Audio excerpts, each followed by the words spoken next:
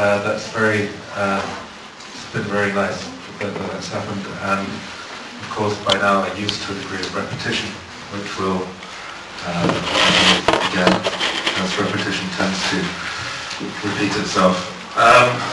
Once more in the bar downstairs. My attempt every day has been to be the first person in the bar, so somehow in a kind of, I don't know, I keep using the word symbolic somehow suddenly. I've kind of lost the other words, but I don't mean it in a symbolic way actually, but somehow I'm kind of transported to the bar, which has been adjusted formally and literally in ways I still am trying to get a grip on by Dana, Baida and Willie Briscoe, and so I would have much more to be there immediately following this, which will be half an hour. Now, I thought, as you can tell, I have this kind of structural formalist kind of aspect to my thinking, which comes out literally in some work and also in some things that I keep hold of, even during a discussion or a talk. And one of those is the fact that I thought that it would be good every day to repeat all the days leading up to the day before doing it. And then, strangely enough, while I felt that this was kind of almost impossible, someone fortunately pointed out that it was probably better to do the day first and then go back yesterday. So this is what I'm going to do. And in order to prevent a complete breakdown, I will not actually go over every point of every day up to now, but I will go over some of the things that seemed like key points this morning while I was trying to find the soap opera on BR TV this morning that seems to have just disappeared somewhere. That's very good. Anyway, so the key reason for this set of talks is in order to search for the markers, in a way, that have created what I call the discursive framework. And what I mean by discursive framework is that mode of generating ideas or placing collectively an idea or set of ideas into action. The discursive frame is that mode of operation, that mode of working. And that's what I mean by discursive frame.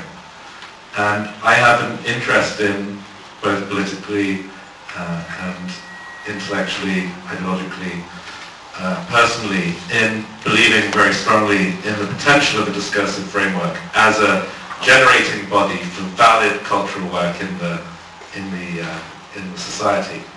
So in a way, I'm trying to sort of check and look at this issue of the discursive framework in light of some things that have developed subsequently, or have developed since the early 90s when I was first working.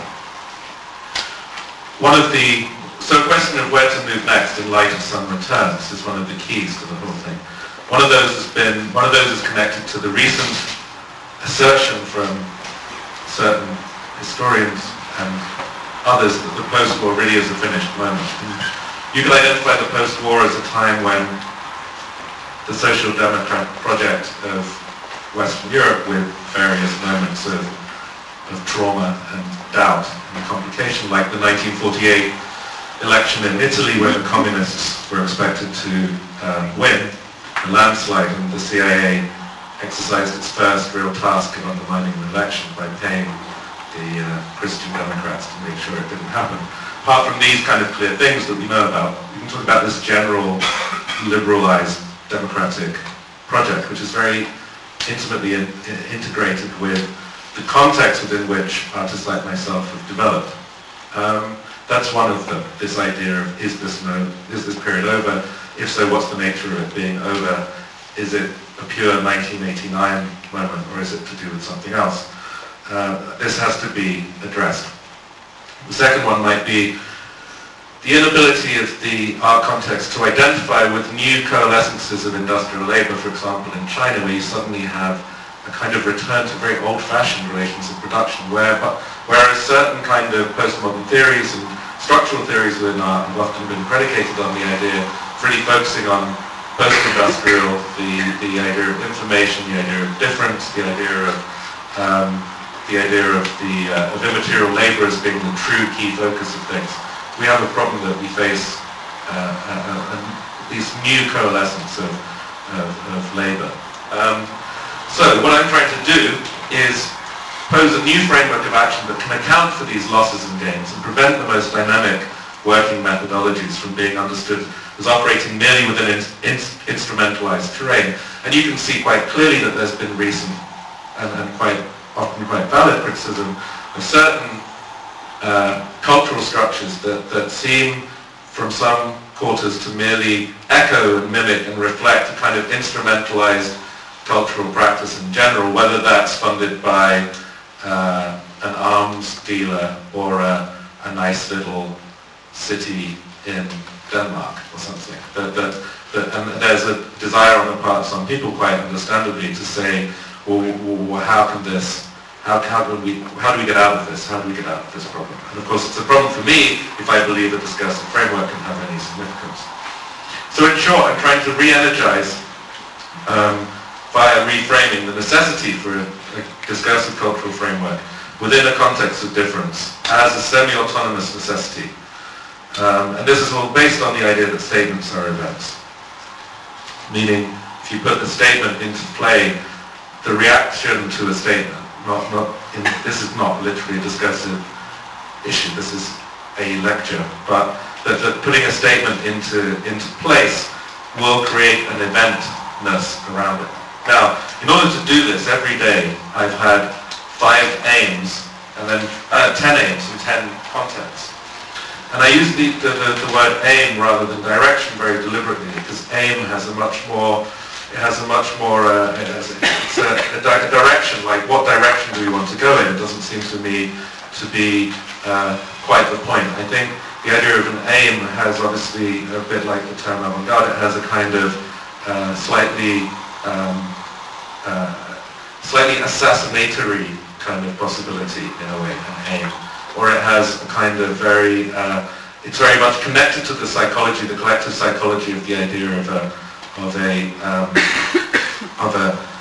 kind of war of limited kind of collateral damage, where the increase in our time, in the post-war period, the thing that's supposed to have been there to make us feel a bit better is that the aim of things, like the literal aiming of things that might destroy us, gets better and less likely to take out the wrong people.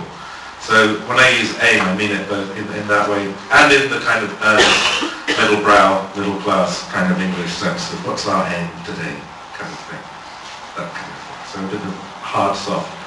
And then there are 10 contents, and that comes back to the idea of the statement as event, the idea of the statement as a content, that it carries a series of implications that are not necessarily transparent.